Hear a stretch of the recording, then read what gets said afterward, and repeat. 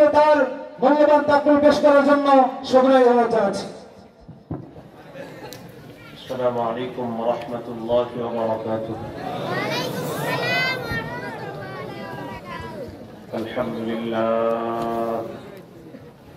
আলহামদুলিল্লাহ কাফা ওয়া সালামুন আলা ইবাদিহিল্লাযীনা ইসতাফা। أما بعد فأعوذ بالله من الشيطان الرجيم. بسم الله الرحمن الرحيم.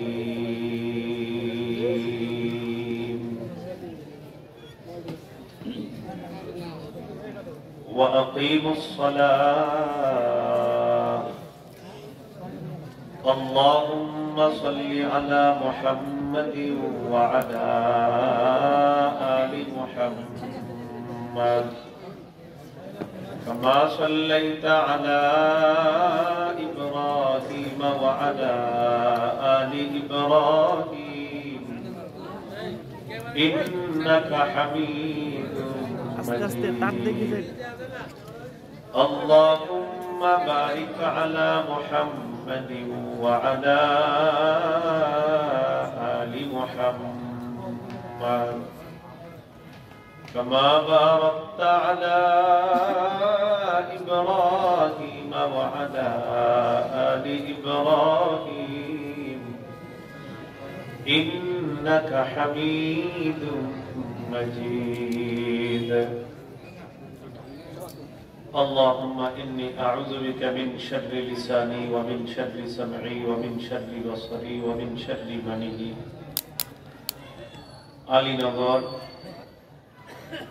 ওয়াইজনগর মোহাম্মদিয়া মাদ্রাসা ও এতিমখানা উদ্যোগে হাফেজ ছাত্রদের পাগড়ি প্রদান উপলক্ষে 37তম বাৎসরিক ইসলামী মহাসম্মেলনের প্রধান বক্তা শেখ সৈয়দ রশিদ আহমদ ফেরদাউস বিন ইসহাক, মুফাসসির মুহাদ্দিস মুফতি এম.এ. শাহেদ চরমনাই, ঢাকা মাহফিল। বিশেষ আলোচকবৃন্দ, আমন্ত্রিত উলামায়ে কেরাম, প্রধান অতিথি জনাব আলহাজ M A. Sattar Khan, chairman Sattar metal of industries, Dhaka.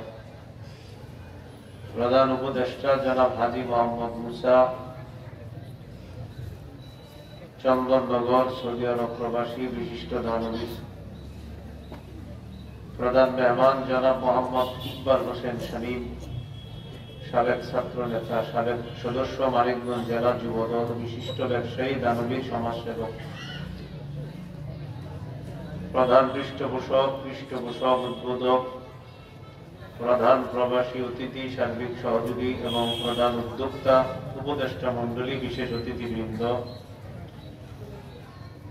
আজকের মাহফিলের সভাপতি হাজী মোহাম্মদ মুস্তাফা, সভাপতি অত্র মাদ্রাসা। মাহফিল পরিচালনায় হাফেজ মোহাম্মদ মুস্তাফা, সাধারণ সম্পাদক অত্র মাদ্রাসা। আরজ গুজার মুফতি সালিম হোসেন, মুহতামিম অত্র মাদ্রাসা। উপস্থিত হযরত উলামায়ে কেরাম, মুসলমান ভাইরা, আল্লাহ তাআলার দরবারে শুকরিয়া আদায় করছি, আল্লাহ আমাদেরকে মাহফিলে উপস্থিত হওয়ার তৌফিক দান করেছেন, বলি আলহামদুলিল্লাহ। সূরা বাকারার 43 নম্বর আয়াতের সামান্য একটু অংশ তেলাওয়াত করেছি। ওয়া আকিমুস সালাত। আল্লাহ তাআলা বলেন, তোমরা নামাজ কায়েম করো। সূরা হুদের 114 নম্বর আয়াতে আছে, وَأَقِمِ الصَّلَاةَ طَرَفَيِ النَّهَارِ وَزُلَفًا مِنَ اللَّيْلِ। দিনের দুই প্রান্তে এবং রাতের কিছু অংশে নামাজ কায়েম করো। সূরা তাহার 14 নম্বর আয়াতে আছে, ইন্নানি আনাল্লাহ লা ইলাহা ইল্লা আনা ফা'বুদনি ওয়া আকিমিস সালাতা লিযিকরি। আমি আল্লাহ, আমি ছাড়া কোনো ইলাহ নাই, আমার ইবাদত করো, আমার শরণার্থে নামাজ কায়েম করো। আল্লাহ তাআলা নামাজ কায়েম করতে বললেন। সূরা আনকাবুতের 45 নম্বর আয়াতে আছে উতলু মা উহিয়া ইলাইকা মিনাল কিতাবি ওয়া আকিমিস সালাত। কিতাবের যে ওহী আপনার উপর নাযিল করা হয়, যে ওহী আপনার কাছে আসে, এটা তেলাওয়াত করে শোনান এবং নামাজ কায়েম করেন। সবগুলো আয়াতে আল্লাহ বললেন নামাজ কায়েম করার কথা। এক জায়গায় বলেন নাই যে পড়ো, বলছে কায়েম করো। নামাজ কায়েম করতে কেন বললেন আল্লাহ? এটা দ্বারা কি উদ্দেশ্য? নামাজ কায়েম করা দ্বারা মৌলিক 5টি উদ্দেশ্য। কয়টি? 1 নম্বর আল মুহাফাজাতু আলা শুরুতিস সালাহ। নামাজের পূর্বে কিছু শর্ত আছে, এই শর্তগুলো গুরুত্ব দেওয়া মানে নামাজ কায়েম করা। 2 নম্বর আল মুহাফাজাতু আলা রুকুই ওয়াস সুজুদ। রুকু সিজদাগুলো ধীরস্থির ভাবে আদায় করা মানে নামাজ কায়েম করা। 3 নম্বর আল মুহাফাজাতু আলাল খুশুই ওয়াল খুজু। খুশু খুজুর সাথে নামাজ পড়া মানে নামাজ কায়েম করা। 4 নম্বর পরিবারকে নামাজের আদেশ করা। 5 নম্বর রাষ্ট্রের প্রতিটি মুসলমান যেন নামাজি হয়ে যায়, এই চেষ্টা অব্যাহত রাখা। নামাজ কায়েম করা দ্বারা এই মৌলিক 5টি উদ্দেশ্য। 1 নম্বর উদ্দেশ্য নামাজের পূর্ববর্তী শর্তগুলা গুরুত্ব দেওয়া। নামাজের পূর্বে কি শর্ত আছে? শরীর পাক, কাপড় পাক, নামাজের জায়গা পাক, সতর ঢাকা, কিবলামুখী হওয়া, ওয়াক্ত মতো নামাজ পড়া, নামাজের নিয়ত করা, এগুলা নামাজের পূর্ববর্তী শর্ত।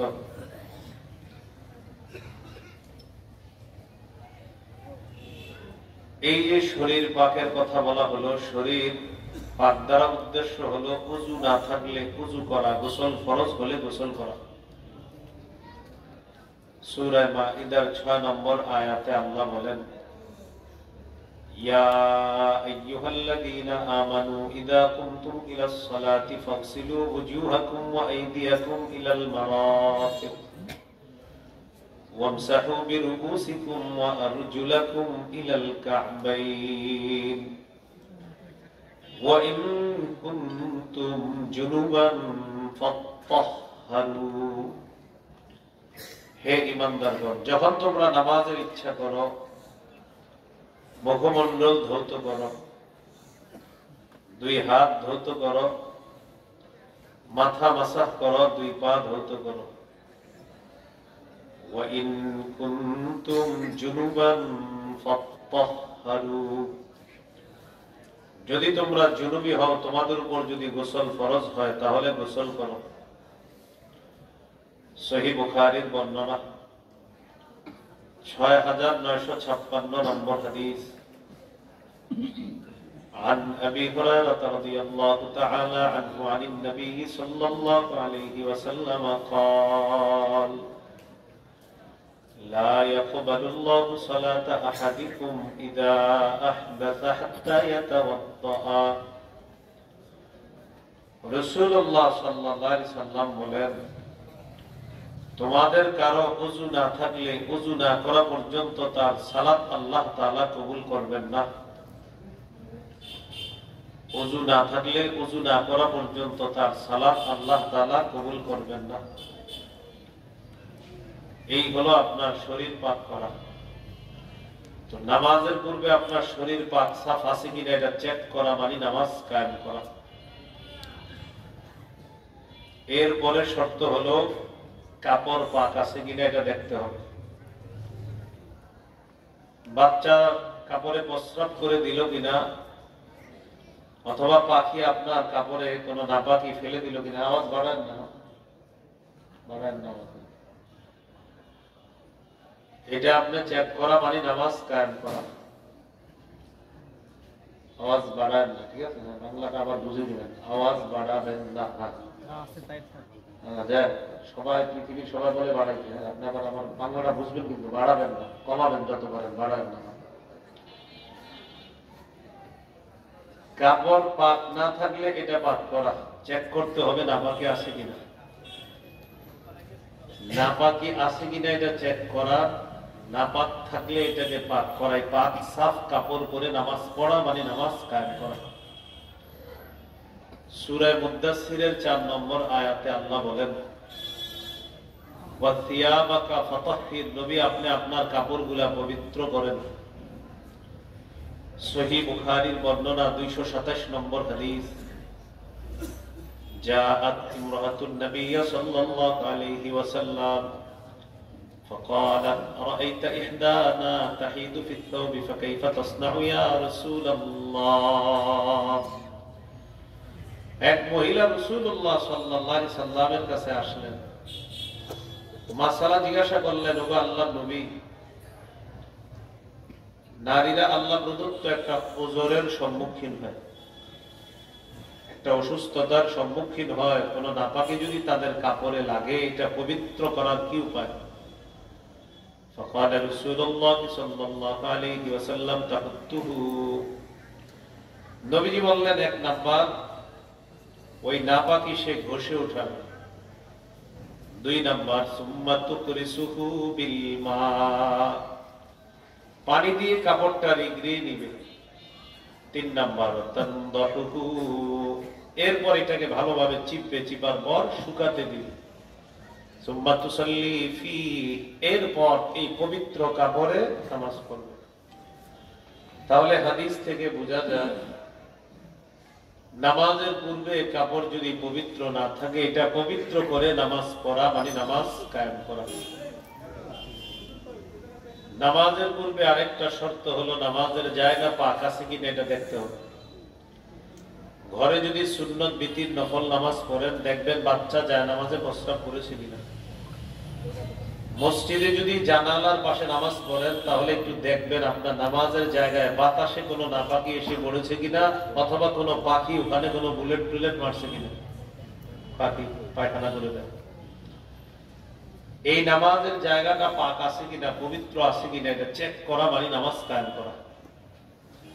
সহিহ বুখারীর বর্ণনা ৪৩৮ নম্বর হাদিস, قال رسول الله صلى الله عليه وسلم أعطيت خمسا لم يعطهن أحد من الأنبياء من قبلي। রাসূলুল্লাহ সাল্লাল্লাহু আলাইহি সাল্লাম বলেন, আমাকে ৫টি জিনিস দেওয়া হয়েছে যা অতীতের কোন নবীকে দেওয়া হয়নি।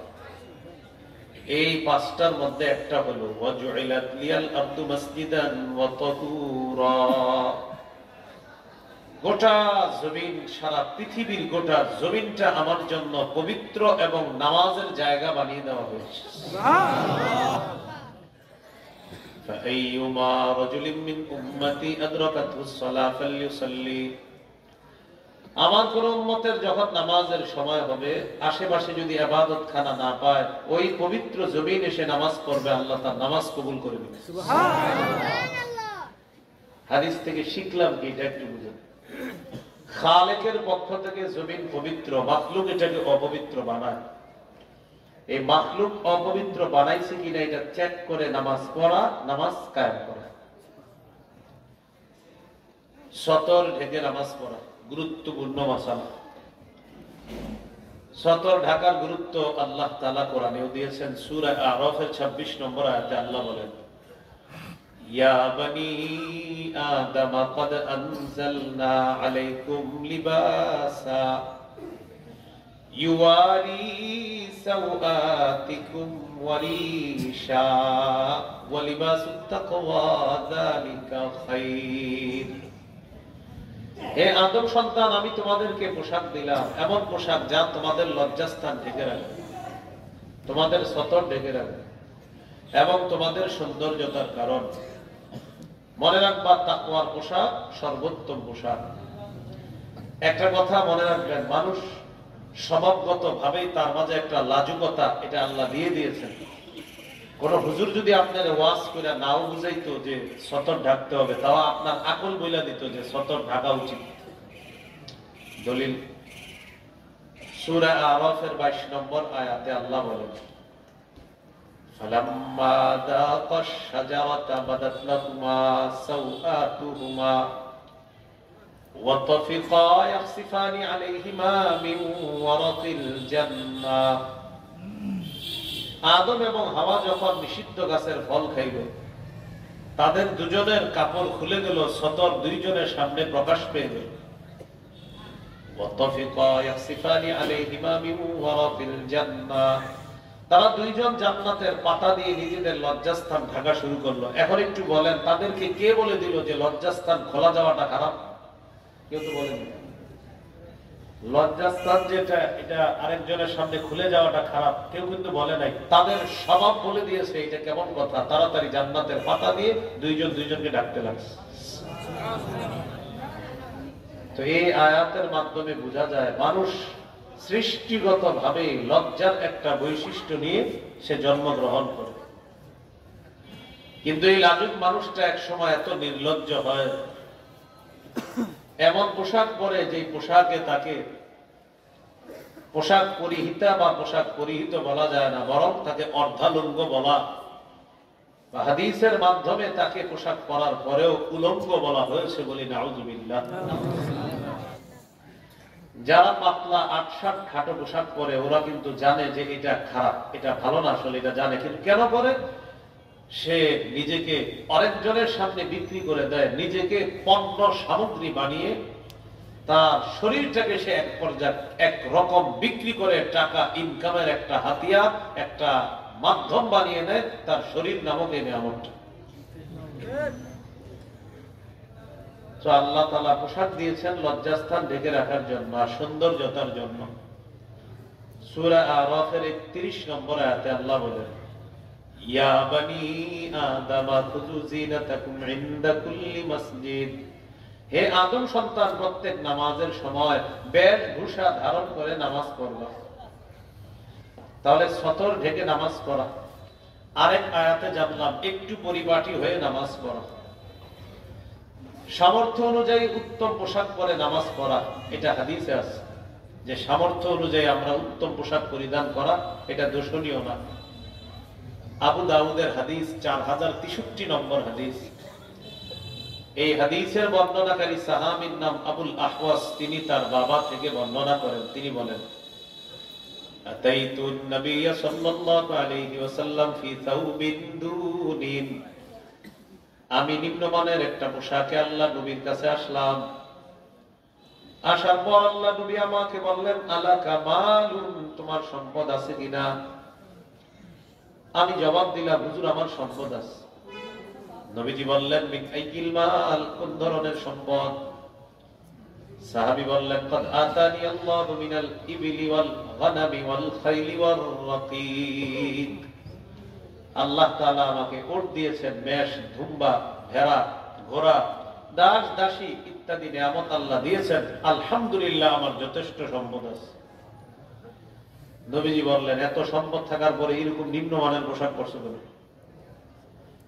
ইযা আতাকাল্লাহু মালান ফালিরা'সু নি'মাতিল্লাহি আলাইকা ওয়া কারামাতি।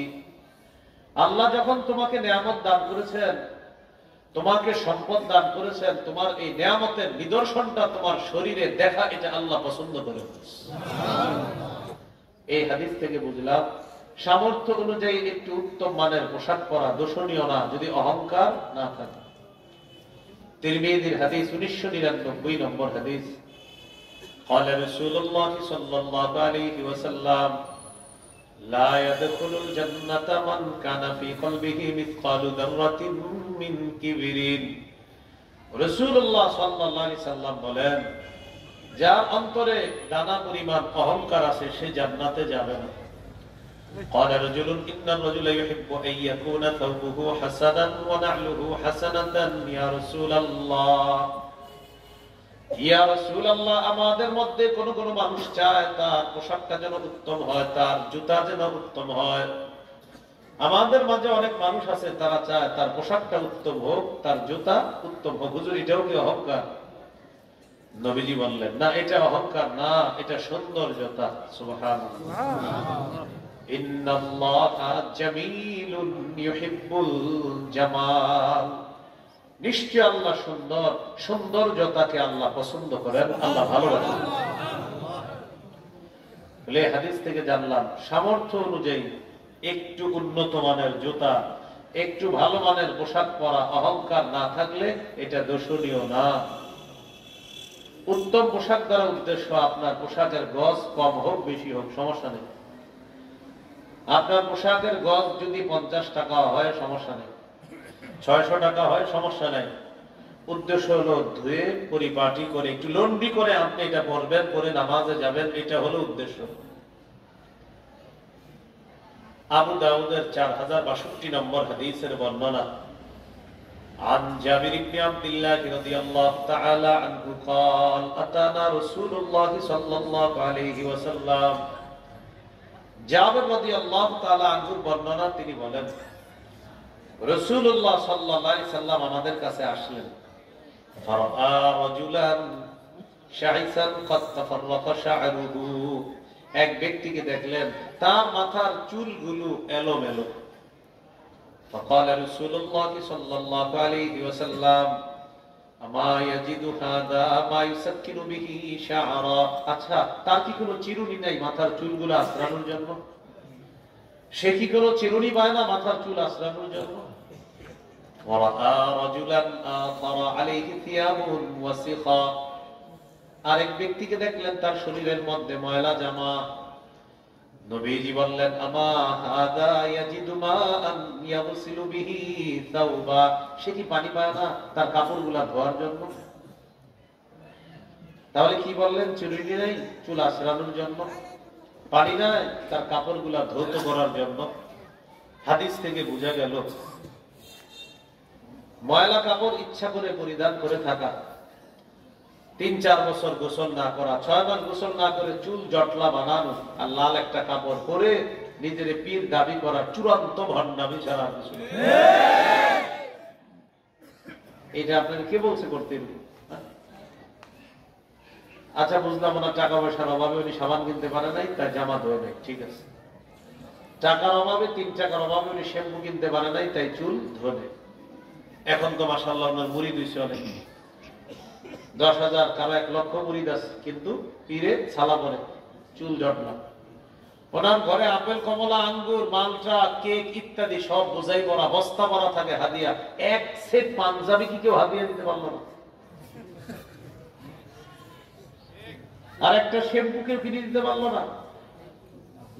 পীর জানে আমার মুরিদ ভণ্ড, মুরিদ জানে আমার পীর ভণ্ড। আর আমাদের পীর সাহেবের এই পীরগিরির ইনভেস্ট হলো এই সালা আর জটলা চুল, এটা হলো তার মূল পুঁজি।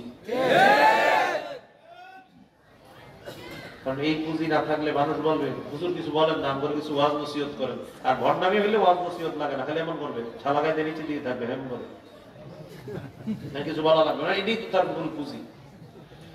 আর আপনি যদি কিছু বলেন এই ভাই এটা কি করে, উনি কেমন ছালা ডালা বইরা রয়েছে, মালা কাপড়, এটা কি কোনো পীর হইলো? বলবে ভাই বুঝবা না কি যাস, এরকম আপনারে বুঝাবে। তাহলে বলেন ইচ্ছা করে ময়লা কাপড় পরে থাকা ইসলাম সমর্থন করে?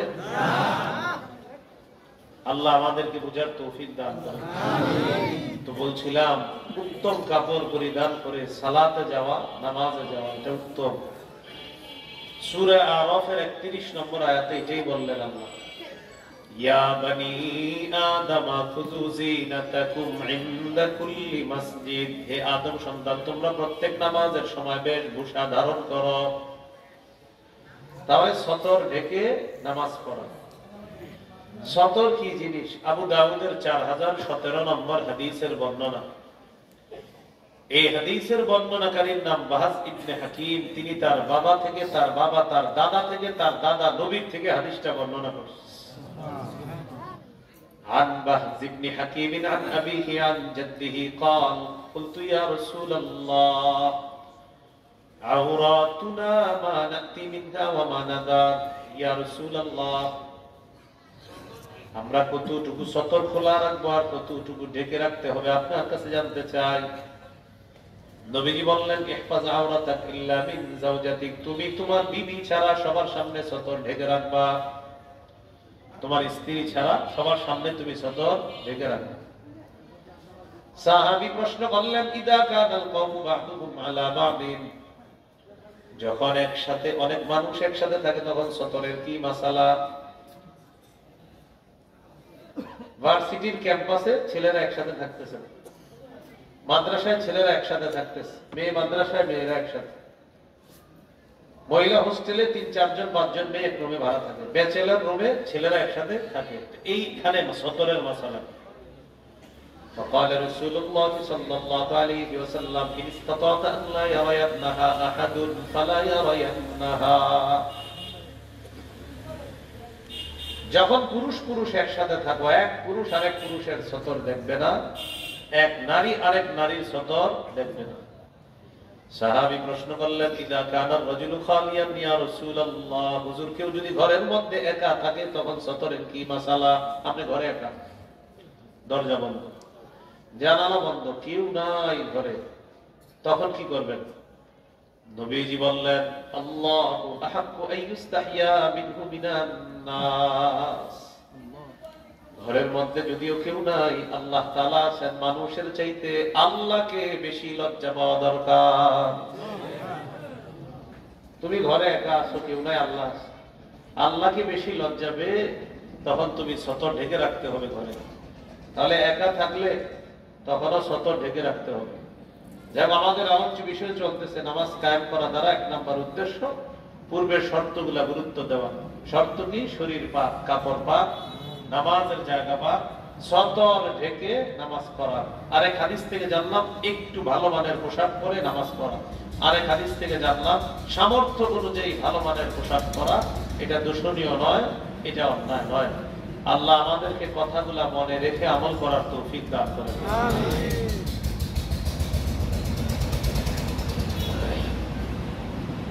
ক্যাবলামুখী হওয়া, ক্যাবলামুখী হয়ে নামাজ পড়া। কোথাও সফরে গেছে, সফরে যাওয়ার পর নামাজের সময় আল্লাহু আকবার দাঁড়ায় গেছে, আপনার মনে হয়েছে এটা কাবা, মানে একদিক কাবা মনে হয়ে, ক্যাবলা মনে হয়ে আল্লাহু আকবার বলে আপনি দাঁড়িয়ে গেছেন। নামাজের সালাম ফিরানোর আগে এক ব্যক্তি কানে কানে এসে কয়, ভাইজান আপনি নামাজ পড়ছেন পূর্ব দিকে ফিরে। তাহলে আপনি ওই এলাকায় গিয়ে কাউরে জিজ্ঞাসা করা ছাড়া আপনি কেন নামাজে দাঁড়াইবেন? এই যে কোন এলাকায় গেলেন, যাওয়ার পর কেবলা নির্ণয় করলেন, কাবা নির্ণয় করে নামাজ আদায় করলেন, এই নামাজ আদায় করা, কেবলা নির্ণয় করা, নামাজ কায়েম করা। আপনি অপরিচিত এক জায়গায় গেছেন, আপনি কেন জিজ্ঞাসা করলেন না কেবলা কোনটা, কাবা কোনটা? জিজ্ঞাসা করতে হবে। রাসূলুল্লাহ সাল্লাল্লাহু আলাইহি সাল্লাম বাইতুল মুকাদ্দাসের দিকে ফিরে 17-18 মাস নামাজ পড়ছে। বারবার আকাশের দিকে মাথাটা উঠায় আর নামায়, মনটা চায় কাবার দিকে ফিরে আবার নামাজ পড়তে, কিন্তু মুখ দিয়ে বলে না।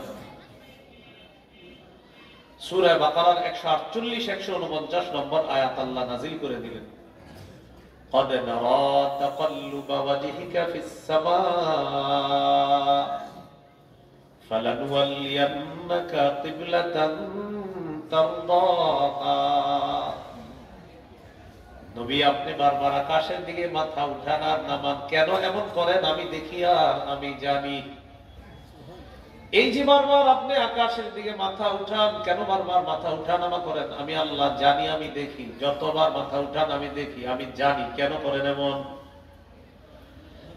ফালানুওয়াল্লিয়ান্নাকা কিবলাতান তারদাহা, আপনার পছন্দ অনুযায়ী ওই কাবার দিকে অবশ্যই আমি আল্লাহ আবার আপনাকে ফিরিয়ে দিব। সুবহানাল্লাহ। ফাওয়াল্লি ওয়াজহাকা শাতরাল মাসজিদিল হারাম। 4 রাকাত নামাজের নিয়ত করছে বাইতুল মুকাদ্দাসের দিকে ফিরে। আল্লাহু আকবার। কয় রাকাত? 2 রাকাত পড়ে ফেলছে, আছে কয় রাকাত? 2 রাকাত। জিবরিল আমিন আয়েশা বললেন, ফাওয়াল্লি ওয়াজহাকা শাতরাল মাসজিদিল হারাম, বাকি 2 রাকাত কাবার দিকে ফিরে পড়েন, কিবলা পরিবর্তন করে দিয়েছে আল্লাহ। সুবহানাল্লাহ। এই জন্য ওই মসজিদকে বলা হয় মসজিদু যিল কিবলাতাইন, 2 কিবলার মসজিদ, মানে একই নামাজ 2 কিবলার দিকে ফিরে রাসূল সাল্লাল্লাহু আলাইহি সাল্লাম আদায় করেছেন। কাবা পরিবর্তন, কিবলা পরিবর্তন হয়ে গেল, আবার কাবার দিকে করে দিলেন আল্লাহ তাআলা। তো এই কিবলামুখী হয়ে নামাজ পড়া মানে আপনার নামাজ কায়েম করা। সময় মতো নামাজ পড়া গুরুত্বপূর্ণ আলোচনা। সূরা নিসার 103 নম্বর আয়াতে আল্লাহ বলেন, ইন্নাস সালাতা কানাত আলাল মুমিনিনা কিতাবাম মাওকুতা। নিশ্চয়ই মুমিনদের উপর সময় মতো নামাজ পড়া ফরজ। মুমিনদের উপর সময় মতো নামাজ পড়া ফরজ। বলেন, মুমিনদের উপর সময় মতো নামাজ পড়া ফরজ। এটা কি কিছুদিন না ডেইলি? সবাই বলেন। মাহফিলের দিন সহ না ছাড়া? মাহফিলের দিন অনেকে এক্সাইটেড থাকে, নামাজ পড়ছি ব্যস্ততার কারণে পড়তে পারি না, এখন কখন পড়বে আর বললেন না, খুব ব্যস্ত আছে। এটা একটা। আরেকটা হলো মাহফিলের দিন অনেক যুবকরা হুজুরে রিসিভ করতে যায়, 30টা মোটরসাইকেল নিয়ে যায়, 15টা সামনে 15টা পিছনে, হুজুরের গাড়িটা মাঝখানে। একটা ভিডিও হবে, ভিডিওটা কালকে ফেসবুকে আপলোড করা হবে, আর লিখবে আরিফ বিন হাবিবের সাথে কাটানো কিছু মুহূর্ত। এটা লিখে দিবি। মাগরিবের সময় যারা আলোচক রিসিভ করতে যায়, বিশেষ করে কোন নামাজে? মাগরিবের সময় কম না বেশি? কম। তো অনেকে কি করে, তখন মাগরিব নামাজ পাশে মসজিদে হয়, মসজিদে ঢুকে না, চিন্তা করে হুজুর যদি চলে যায়, মাগরিব যাক হুজুর না যাক। ওই টাইমে আপনি হুজুরে ফোন দিবেন, ফোন দিয়ে বলবেন হুজুর আমরা অমুক জায়গায় মসজিদের পাশে আছি। আপনি যদি মাগরিব না পড়ে থাকেন ওই মসজিদে এসে মাগরিব পড়েন, আর যদি রাস্তায় কোনো মসজিদে মাগরিব পড়েন তাহলে তো ঠিক আছে। আমরা যুবকরা এই মসজিদে মাগরিব পড়ার জন্য ঢুকলাম, হুজুর আপনার কথা যদি রাখে আলহামদুলিল্লাহ, না রাখলে কিছু করার নাই। কারণ হুজুর বড় না মাগরিব বড়? মাহফিল বড় না মাগরিব বড়? বাস খালাস, এখানে মাগরিব পড়তে হবে আগে, পরে মাহফিল, পরে হুজুর। ইন্নাস সালাতা কানাত আলাল মুমিনিনা কিতাবাম মাওকুতা। মুমিনদের উপর সময় মতো নামাজ পড়া ফরজ। সহিহ বুখারীর বর্ণনা 527 নম্বর হাদিস। এই হাদিসের বর্ণনাকারী আব্দুল্লাহ ইবনে মাসউদ রাদিয়াল্লাহু তাআলা তিনি বলেন, সাআলতু রাসূলুল্লাহ সাল্লাল্লাহু আলাইহি ওয়াসাল্লাম আইয়ুল আমালি আহাব্বু ইলাল্লাহ। নবীকে প্রশ্ন করলাম, ইয়া রাসূলুল্লাহ, আল্লাহর কাছে সবচেয়ে পছন্দের আমল কোনটি? নবীজি জবাব দিলেন, as-সালাতু আলা ওয়াক্তিহা, সময় মতো নামাজ পড়া। তাহলে আমি প্রশ্ন করি, আপনারা জবাব দেন, আল্লাহর কাছে সবচেয়ে পছন্দনীয় আমল কোনটি?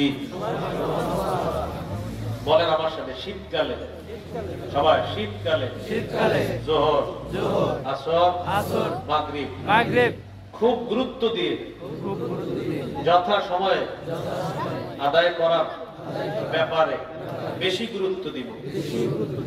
যোহর, আসর, মাগরিব। কেন? যোহরেরও বেশি সময় থাকে না শীতকালে, আসরেরও বেশি সময় থাকে না, মাগরিবের সময় থাকে না, এশার সময় থাকে মোটামুটি। আর ফজর তো আপনার সূর্য ওঠার আগেই পড়তে হবে, সেটা ঠিক আছে। কিন্তু যোহরের পরে আপনি নামাজ পড়লেন, পড়ার পর একটু খাইতে বসলেন, বাস খানা শেষ, মুয়াজ্জিন সাহেব আল্লাহু আকবার আযান দিয়ে দিয়েছে। আসরের নামাজের পর একটু চা পান করতে গেছেন, চা পান শেষ, মুয়াজ্জিন সাহেব আল্লাহু আকবার, মাগরিবের আযান হয়ে গেছে। তো শীতকালে যোহরের নামাজের সময় বেশিক্ষণ থাকে না, আসরেরটাও থাকে না, মাগরিবেরটাও থাকে না।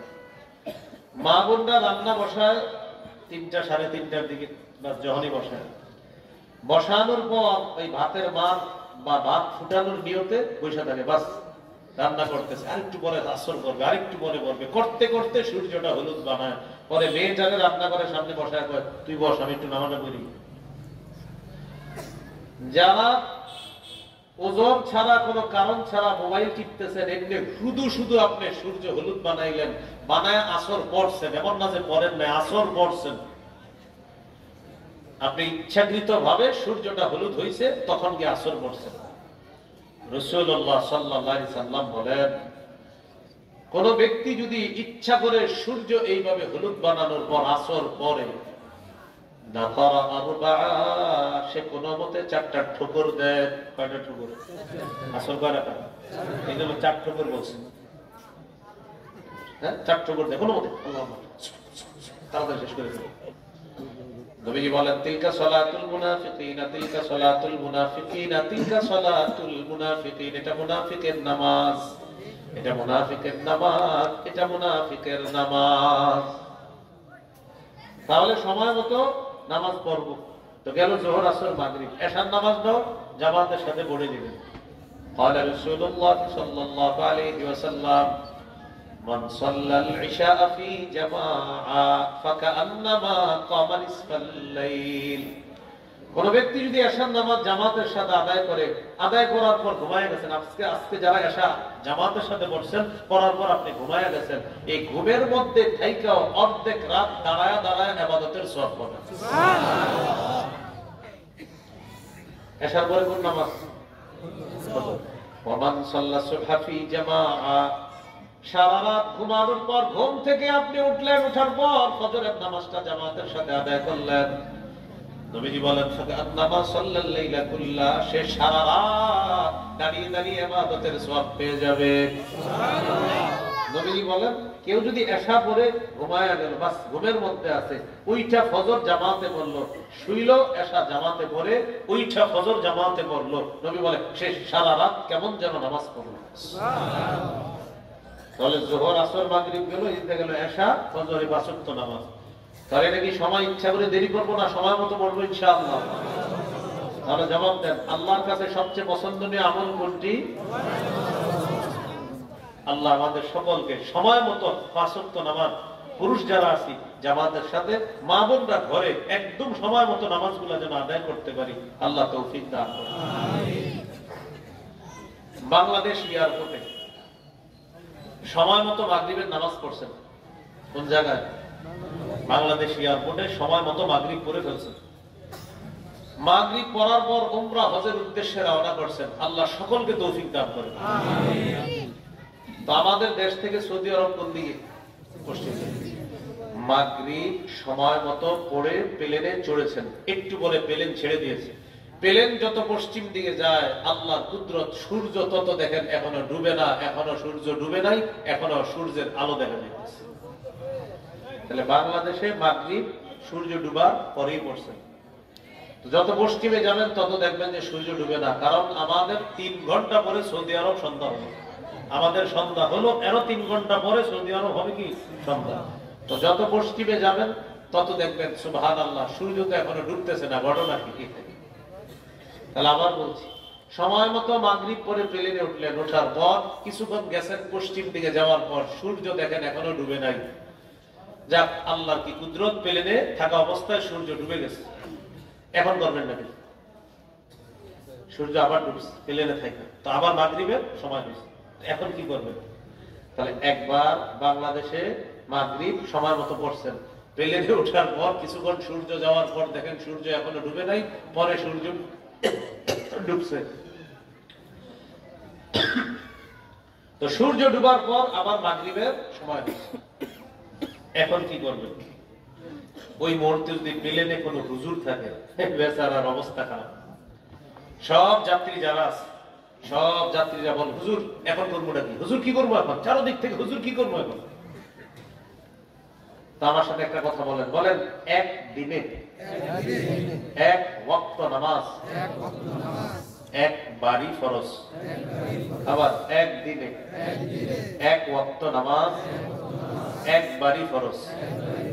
তো যেহেতু আজকের মাগরিব আপনি পড়ে ফেলেছেন, সেহেতু আজকের মাগরিব আপনার জিম্মা থেকে আল্লাহ তাআলা কবুল করে নিয়েছেন, এটা আদায় হয়ে গিয়েছে। একটু পরে সূর্য ডুবলেও নতুন করে আর মাগরিব পড়া লাগবে না। মনে থাকবে, এই কথাটা মনে রাখবেন, একদিনে ১ ওয়াক্ত নামাজ একবারই ফরজ। তো আমরা আব্বা আম্মা উমরা হজে যখন যায়, মাগরিবের সময় যখন এরকম হয়, দেখবেন খুব পেরেশানিতে পড়ে যায়, আর তখন আপনার ইমাম সাহেব বলবেন, তাড়াতাড়ি হুজুরে জিজ্ঞাসা করবেন, টেনশনের মধ্যে আছি, মাগরিব তো আবার সূর্য উঠছিল, সূর্য উঠার পর দেখি একটু করে আবার ডুবছে, বাংলাদেশে ডুবছিল, প্লেনে উঠে দেখি এখনো ডুবে নাই, সৌদি আরব গিয়ে আপনার আব্বা আম্মা ফোন দিবে, বাজান এমন এমন ঘটনা হয়ে গেছে, আবার তো মাগরিবের সময় হয়েছে, হুজুরে তাড়াতাড়ি জিজ্ঞাসা কর আবার কি মাগরিব পড়তে হইতো কিনা। তাহলে একদিনে ১ ওয়াক্ত নামাজ একবারই ফরজ। ওই দিনের মাগরিব নামাজ সময় মতো পড়ে ফেলেছেন আপনি, নতুন করে আর মাগরিব পড়া লাগবে না। তাহলে শরীর পাক, কাপড় পাক, নামাজের জায়গা পাক, সতর ঢাকা, কিবলামুখী হওয়া, ওয়াক্ত মতো নামাজ পড়া, সময় মতো নামাজ পড়া মানে নামাজ কায়েম করা, নামাজের নিয়ত করা। সহিহ বুখারীর ১ নম্বর হাদিস, রাসূলুল্লাহ সাল্লাল্লাহু আলাইহি সাল্লাম বলেন, ইন্নামাল আমালু বিন্নিয়াত, আমলের প্রতিদান বিশুদ্ধ নিয়তের সাথে। আজকে এশা যারা পড়ছেন, বাসা থেকে কোন নিয়তে বের হইছেন? এশা পড়ার নিয়তে নাকি ফজর? বাস মুখ দিয়ে আর বলা লাগবে না, এটাই নিয়ত হয়ে গেছে।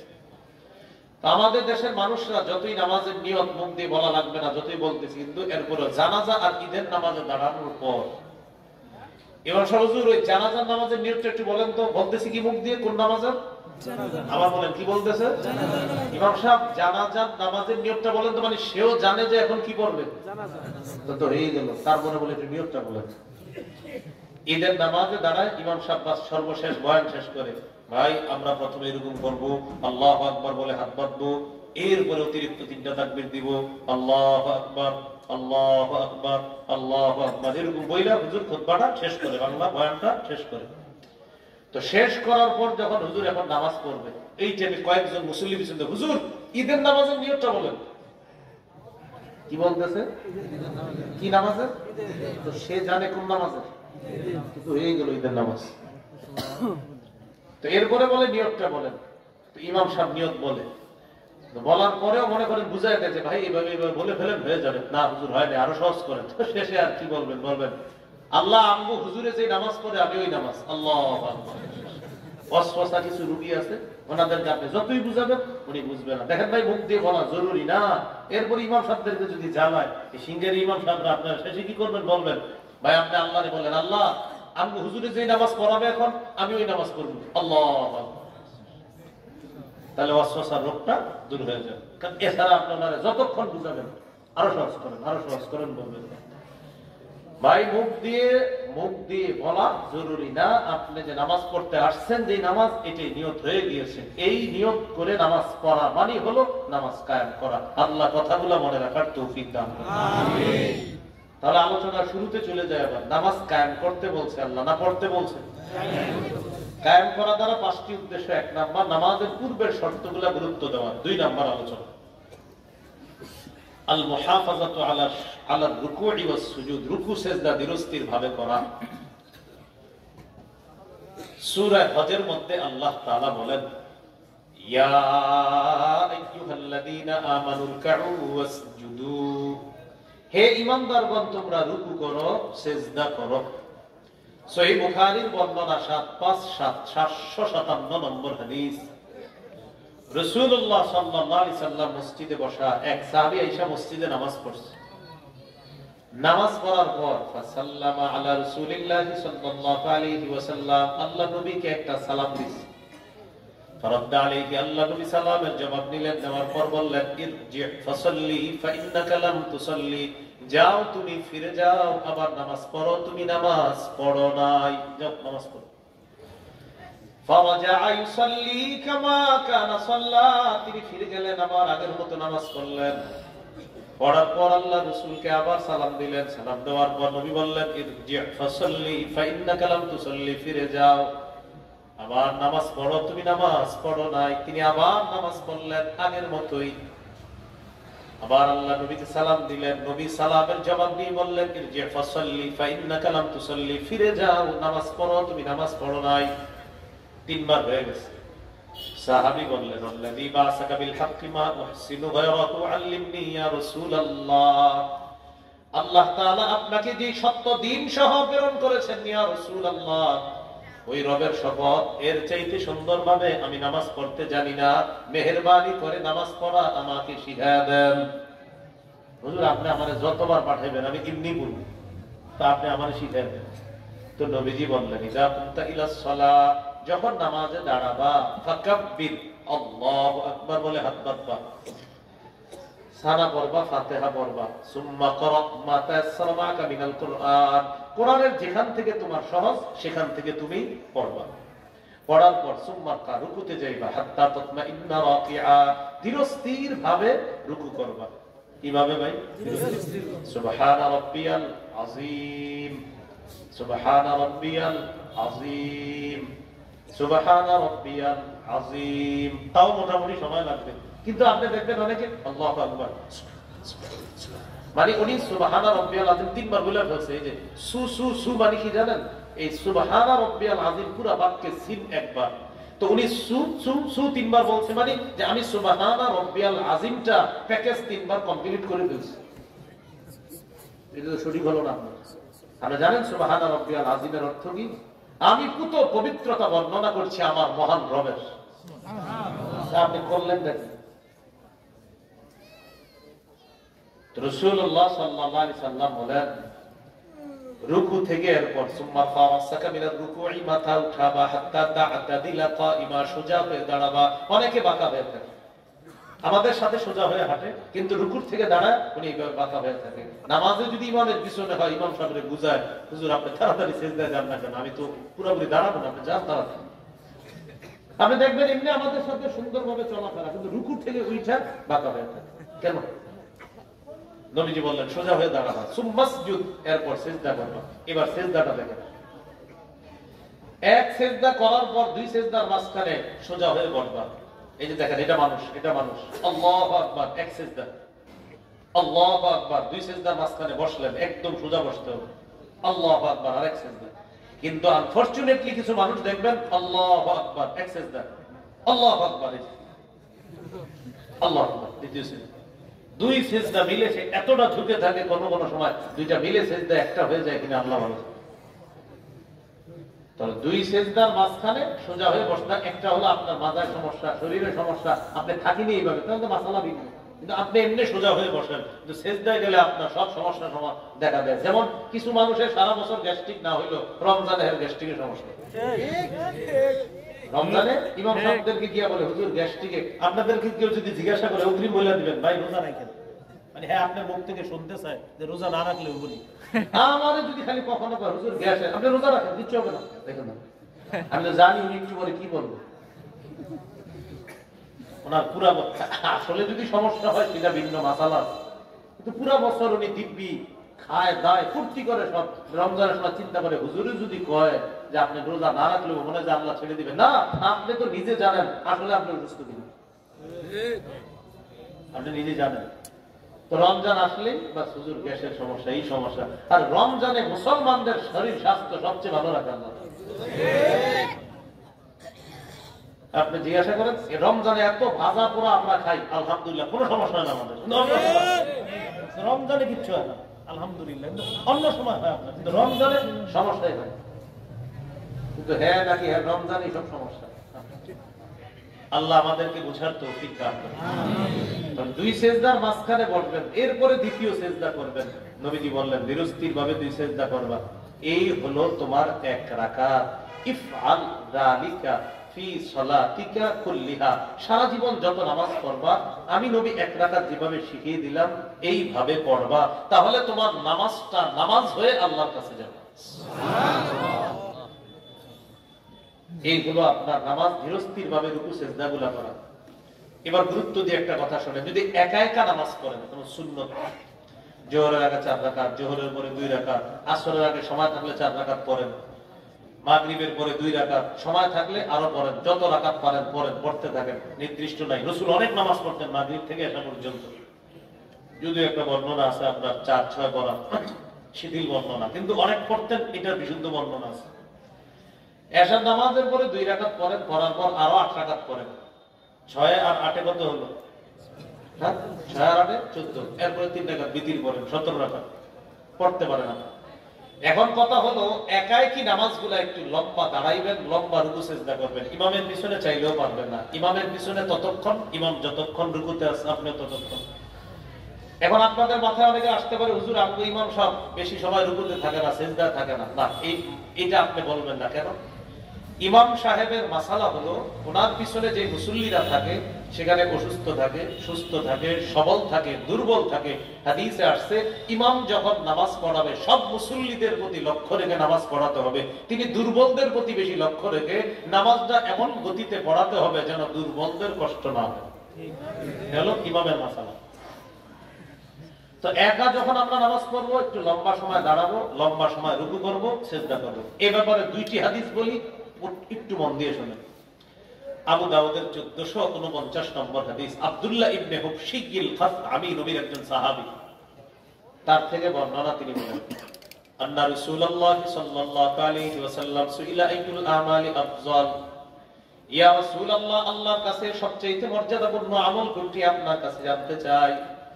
নবীজি বললেন তুলুল কিয়াম, লম্বা সময় নামাজে দাঁড়িয়ে থাকা। সুবহানাল্লাহ, লম্বা সময় নামাজে দাঁড়িয়ে থাকা, এটা আল্লাহর কাছে সবচেয়ে পছন্দ। এটা গেল দাঁড়ানোর মাসালা, একা একা যখন বলবেন। রুকু সিজদা কতক্ষণ করবেন? আব্দুল্লাহ ইবনে ওমর রাদিয়াল্লাহু তাআলা আনহুর একটা বর্ণনা শুনেন, তারপর সিদ্ধান্ত নেবেন। হাদিসের কিতাব সহিহুল জামি 1671 নম্বর হাদিস। একদিন আব্দুল্লাহ ইবনে ওমর রাদিয়াল্লাহু তাআলা আনহুমা দেখেন এক যুবক নামাজ পড়তেছে। তা আব্দুল্লাহ ইবনে ওমর বললেন, আইয়ুকুম ইয়ারিফু হাযা, আচ্ছা এই যুবকটাকে কেউ চিনো? একজন বললেন, আমি চিনি। মাশাআল্লাহ, সে তো লম্বা সময় নামাজে দাঁড়ায় থাকে, তবে রুকু সিজদা একটু দাঁড়ানোর তুলনায় একটু কম করে, মানে আবার আমাদের মতো কিন্তু বুলেট গতি না, অর্থাৎ উনি দাঁড়ায় যে পরিমাণ এর চেয়ে একটু কম পরিমাণ রুকু করে সিজদা করে। তা আব্দুল্লাহ ইবনে ওমর রাদিয়াল্লাহু তাআলা আনহু বললেন, লাউ আরাফতুহু লা আমারতুহু আইয়ুকসিরা রুকুআ ওয়াস সুজুদা, আমি যদি তাকে চিনতাম, তাকে আমি রুকু সিজদাগুলো একটু লম্বা করতে বলতাম। فإني سمعت رسول الله صلى الله عليه وسلم يقول, আল্লাহ নবীকে আমি বলতে শুনেছি, ইন্নাল আবদা ইযা কামা ইলাস সালাহ উতিয়া বিযুনুবিহি কুল্লিহা ফাউদিআত আলা আতিকাই, কোন বান্দা বান্দি যখন নামাজে দাঁড়ায় তার সমস্ত গুনাহগুলো একত্রিত করে তার দুই কাঁধের মধ্যে রেখে দেওয়া হয়। আবার বলছি, কোন বান্দা বান্দি যখন নামাজে দাঁড়ায় তার সবগুলা গুনাহ একত্রিত করে তার দুই কাঁধের মধ্যে রেখে দেওয়া হয়। কুল্লামা রাকাআ আও সাজাদা, বান্দা বান্দি যখন রুকু করে সিজদা করে, তাসাকাতাত আনহু, তখনই তার গুনাহগুলা ঝরে পড়া শুরু হয়ে যায়। যখনই রুকু করে সিজদা করে তার গুনাহগুলা ঝরে পড়ে। এখন আমার সাথে বলেন রুকু সিজদা হবে ততক্ষণ, গুনাহ ছড়াতে চাই যতক্ষণ। মনে থাকবে নি? তাহলে আর একটু সুন্দর করে বলেন, রুকু সিজদা হবে যতক্ষণ, গুনাহ ঝরবে ততক্ষণ। যেমন আপনি যে আল্লাহু আকবার, সামি আল্লাহু লিমান হামিদা, গুনাহ তো ঝরারই সুযোগ পাইতেছে না। এইজন্য আজকে থেকে মনে রাখবেন যে আমি রুকু সিজদায় থাকবো ততক্ষণ, আমার গুনাহ ঝরাতে চাই যতক্ষণ। মনে থাকবেন ইনশাআল্লাহ। এইজন্য সুন্নত নফল নামাজগুলো একটু লম্বা সময় দাঁড়াবেন, লম্বা সময় রুকু। ইয়াসিন সূরা পড়েন অনেকে, আপনি এক রাকাতে ইয়াসিন পড়েন, আর রহমান পড়েন, দ্বিতীয় রাকাতে আর রহমান পড়েন। হুজুর আমি এত বড় পারি না, মুলক পারি, তো প্রথম রাকাতে মুলক পড়েন, দ্বিতীয় রাকাতে নাবা পড়েন। এত বড় পারি না, তো প্রথম রাকাতে ওয়াদদুহা পড়েন, দ্বিতীয় রাকাতে আলাম নাশর পড়েন, তৃতীয় রাকাতে ওয়াত্তিনি পড়েন, না আর একটু ইয়া করেন, তো আপনি পড়েন ওয়াইলুল লিকুল্লি আলাম তারা। এগুলা মানে বড় থেকে বড় একটু মান বললাম আগে। তো বলছিলাম বড় বড় সূরাগুলা যারা পারেন নফল নামাজে, এই সূরাগুলা আপনি তেলাওয়াত করার চেষ্টা করবেন, রুকু লম্বা করবেন, সিজদা লম্বা করবেন। আল্লাহ তৌফিক দান করেন। এই হলো নামাজ কায়েম দ্বারা দ্বিতীয় উদ্দেশ্য হলো রুকু সিজদা ধীরস্থির ভাবে করা। 3 নাম্বার, আল মুহাফাজাতু আলাল খুশুই ওয়াল খুজু, খুশু খুজুর সাথে নামাজ পড়া। খুশু খুজু কাকে বলে? আমার সাথে একটু বলেন, তাহলে মনে থাকবে। বলেন, খুশু এর সম্পর্ক কলবের সাথে, খুদু এর সম্পর্ক অঙ্গের সাথে। দেখেন আল্লাহু আকবার, নামাজে দাঁড়াইলাম, আমার হাত, আমার কপাল, আমার চোখ, আমার নাক, আমার দুই ঠোঁট, আমার দুই হাত, আমার দুই হাঁটু, আমার দুই পা আল্লাহর ইবাদত করতেছে। আমি ধীরস্থির ভাবে রুকু করি, সিজদা করি, আমার নজর দাঁড়ানো অবস্থায় যেখানে থাকার সেখানে আছে, সিজদায় গিয়ে যেখানে থাকার সেখানে আছে। আমার কপাল আগে লাগতেছে, এরপর নাক লাগতেছে, উঠানোর সময় নাক আগে উঠতেছে, এরপর কপাল উঠতেছে। সব ঠিক আছে, আপনার নাক লাগলো আগে, কপাল লাগলো পরে, উঠার সময় কপাল উঠাইলেন আগে, নাক উঠাইলেন পরে, সব ঠিক আছে যেইভাবে। এটা খুজু। বলেন এটা কি? এটা খুদু, মানে অঙ্গের ইবাদত। এটা খুদু। বলেন অঙ্গের ইবাদত কি? এটা। আচ্ছা, এবার কলবের মধ্যে আছে, আমি আমার রবকে দেখতেছি, না না না দেখি না, রব আমাকে দেখতেছে। আমি আমার রবকে দেখতেছি, না না না দেখি না, আর রব আমাকে দেখতেছে। নবীজি বলছে ইবাদত করো, আন তা'বুদাল্লাহা কাআন্নাকা তারাহু, এমন ভাবে যেন তুমি আল্লাহকে দেখতেছো। ফাইন লাম তাকুন তারাহু, যদিও তুমি না দেখো, ফাইন্নাহু ইয়ারাকা, আল্লাহ তোমাকে দেখতেছে। সুবহানাল্লাহ। তাহলে এই যে আছেন এইভাবে অঙ্গ প্রত্যঙ্গ রবের ইবাদত করে হলো খুদু, কলব রবের ইবাদত করে, এটার নাম খুশু। তাহলে বুঝে থাকলে বলেন, নামাজে আছে, রুকু সিজদা সব ঠিক হচ্ছে, কলবে আছে, ইস ওই জমিনটা যদি 2.5 লাখ বলতো দিয়ে দিতাম, 2 লাখ বলতেছে, তাহলে খুজু হলো, খুশু হলো না। খুজু দেখা যায়, খুশু দেখা যায় না। খুশু দেখে শুধু আল্লাহ। আর যার খুশু যত বেশি হবে, সূরা বাকারা 45 নম্বর আয়াত, ওয়া ইন্নাহা লাকাবীরাতুন ইল্লা আলাল খাশিঈন, তাদের জন্য নামাজ আল্লাহ সহজ করে দেন। তাহলে আজকে থেকে অঙ্গ কার ইবাদত করবে? আল্লাহ। কলব কার ইবাদত করবে? আল্লাহ। তাহলে অঙ্গ ইবাদত করলে নাম হবে কি? খুশু। আর কলব ইবাদত করলে নাম হবে কি? খুশু। অঙ্গের গুলা দেখা যায়, কলবেরটা কেউ দেখে না, দেখে একমাত্র আল্লাহ। এই খুশু খুজুর সাথে নামাজ পড়া মানে নামাজ কায়েম করা। 4 নম্বর, পরিবারকে নামাজের হুকুম করা। সূরা তাহা 132 নম্বর আয়াতে আল্লাহ বলেন, ওয়া'মুর আহলাকা বিস-সালাত ওয়াসতাবির আলাইহা। নবী আপনার পরিবারকে নামাজের আদেশ করেন, আপনি নিজে এটার উপর অটল থাকেন। আসসালামু আলাইকুম, আব্দুর রহমান ভাই ফজরে আসছেন, মাশাআল্লাহ, ভালো কথা। পরিবারের স্ত্রী ছেলে মেয়েকে ডাক দিবেন? না, ডাকি নাই। আপনি ডাকেন নাই না? তাহলে আজকে ফজর পড়েছেন, কায়েম করেননি। আবার বলছি আমি, নামাজ ফজর পড়েছেন আপনি, পরিবারের একজনকেও পড়তে বলেন নাই। আজকে ফজর আপনি পড়েছেন, কায়েম করেননি। জোহর পড়েছেন, স্ত্রী সন্তানদেরকে বলছেন? না, বলি নাই, ভালো লাগে না, সব নষ্ট হয়ে গেছে, সারাক্ষণ মোবাইল চালায়, বললেন আপনি। আপনি আজকে জোহর পড়েছেন, কায়েম করেননি। সন্তান পরিবারকে প্রতিনিয়ত নামাজের হুকুম করবেন, নিজেও নামাজ পড়বেন, তাহলে হবেন নামাজ কায়েমকারী।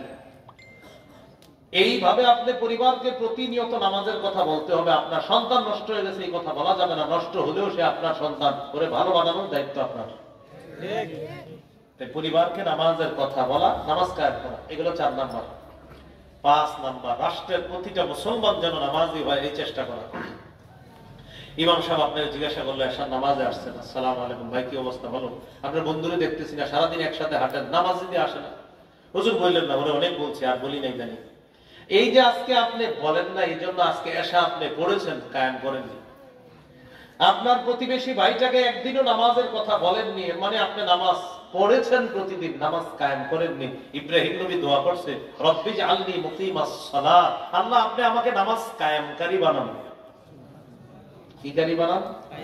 তাহলে নামাজ কায়েমকারী মানে কি ভাই? আমার পরিবারকে নামাজের কথা বলা, আমার প্রতিবেশীকে নামাজের কথা বলা, রাষ্ট্রের প্রতিটা মুসলমান যথাসম্ভব তাদেরকে নামাজের কথা বলা, মানে নামাজ কায়েম করা। এই জন্য আজকে থেকে নিয়ত করেন যে আমি নামাজ কায়েমকারী হব, আমি নামাজ প্রতিষ্ঠিতকারী হব। মানে আমি নিজে পড়বো, আমার সন্তান আদিদেরকে নামাজের আদেশ করব, আমার প্রতিবেশীকে নামাজের কথা বলবো, আমার বন্ধু আত্মীয় স্বজন পরিচিত জনদেরকে নামাজের কথা বলবো। সুযোগ হলে সারা বাংলার মুসলমানকে নামাজের কথা বলবো, সুযোগ হলে সারা পৃথিবীর মুসলমানকে নামাজের কথা বলবো। এই হলো নামাজ কায়েম করা। তাহলে পড়বো না কায়েম করবো? কায়েম করবো। আবার কায়েম করবো মানে এটা বুঝেন না যে তাহলে পড়বো না, না না, কায়েম করার মধ্যে পড়া। নিজে পড়বেন, পরিবারকে পড়াবেন, সকলকে পড়ানোর জন্য উদ্বুদ্ধ করবেন। আল্লাহ তৌফিক দান করেন। এবার একটু আমার সাথে বলেন, মাথা ছাড়া শরীর যেমন, নামাজ ছাড়া দিন তেমন। কি বললাম? মাথা ছাড়া শরীর যেমন, নামাজ ছাড়া দিন তেমন।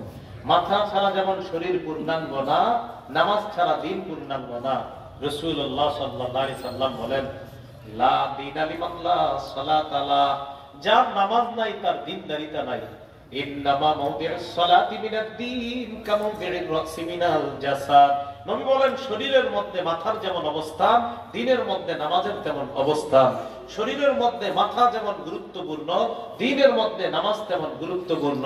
মাথা নাই, শরীর অপূর্ণাঙ্গ, নামাজ নাই, দিন অপূর্ণাঙ্গ। মাথা আছে, হ্যাঁ শরীর এবার পূর্ণাঙ্গ, নামাজ আছে, দিন পূর্ণাঙ্গ। ইবনে মাজাহ হাদিস 278 নম্বর হাদিস। রাসূলুল্লাহ সাল্লাল্লাহু আলাইহি সাল্লাম বলেন, ইসতাকিমু ফানি'মা আন তাসতাকিমু, তোমরা দ্বীনের উপর অটল থাকো। দ্বীনের উপর অটল থাকা কতই না কল্যাণ। এরপরে রাসূল সাল্লাল্লাহু আলাইহি সাল্লাম বলেন, ওয়া'লামু আন্না মিন আফযালি আ'মালিকুম আস-সালাত, জেনে রাখো তোমাদের আমলের মধ্যে সবচেয়ে শ্রেষ্ঠ আমল হলো নামাজ। আমলের মধ্যে সবচেয়ে শ্রেষ্ঠ আমল হলো নামাজ। আল্লাহ আমাদের সকলকে আমরা আজকে থেকে যেন নামাজ কায়েমকারী হতে পারি, আল্লাহ তৌফিক দান করেন। এই কথাটাই সূরা বাকারার 43 নম্বর আয়াতে আল্লাহ বলেছিলেন, আকিমুস সালাহ, তোমরা নামাজ কায়েম করো। সূরা হুদের 114 নম্বর আয়াত, আকিমিস সালাহ, নামাজ কায়েম করেন। সূরা তাহা 14 নম্বর আয়াত, আকিমিস সালাহ, নামাজ কায়েম করেন। সূরা আনকাবুত 45 নম্বর আয়াত, আকিমিস সালাহ, নামাজ কায়েম করো।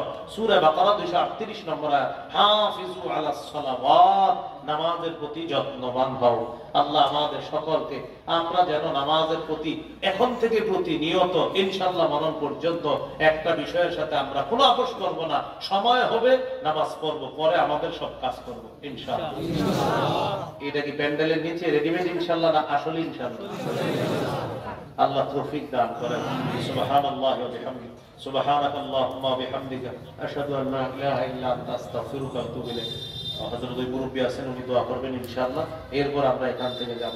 নামাজ সম্পর্কে আমার একটা কিতাব আছে, মিম্বরের আমার 6 নম্বর খণ্ডে নামাজ সম্পর্কে আপনারা বিস্তারিত আলোচনা পাবেন। 1 থেকে 6 নম্বর খণ্ড যারা পারেন সংগ্রহ করে নেবেন ইনশাআল্লাহ। বাংলা বাজারে অনলাইনে অর্ডার করবেন, ইনশাআল্লাহ আপনাদের হাতে পৌঁছায় দেবে। এখানে গাড়িতে ছিল, ওদের কাছে মনে আছে, যদি থাকে সংগ্রহ করে নিয়ে, এখন দরকার নেই, এখন দূর আসছে, মুনাজাত করবে। এরপর ইনশাআল্লাহ আপনারা অন্য কোথাও থেকে সংগ্রহ করবেন ইনশাআল্লাহ।